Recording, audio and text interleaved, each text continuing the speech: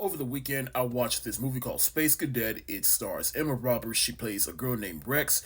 She is good at making inventions and knickknacks to basically help solve problems, but she is a bartender. And she's always had this dream of joining NASA.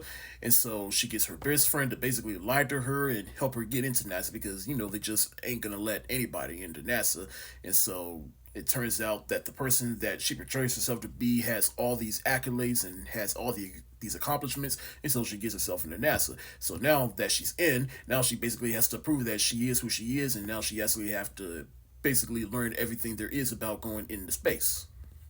Now, this is one of those movies that was on my radar mainly because of who's in it, and that is Emma Roberts, who I've known for a long time since the Nickelodeon days. She was on this show called Unfabulous, and of course, I've seen her in other things. I just saw her in the newest American Horror Story, and she's an alum for that show. And so, anytime she's in something, I'm curious to see what she does. The My favorite thing that she's ever done was that show Scream Queens that came out almost 10 years ago. And there's some other talent in this movie, like Gabrielle Union, who I'm currently watching on the show LA's Finest.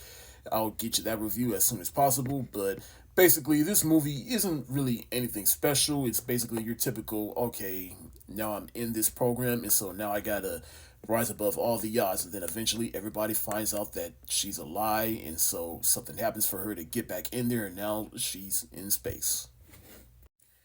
I say the movie isn't perfect, and the movie is pretty cliche, but it is an enjoyable watch if you need something to put on. It's on Amazon Prime. You should check it out, and it's entertaining to watch at times. And this role is definitely for Emma Roberts because she kind of has that cool girl look to her, but at the same time, there's still some intelligence to her.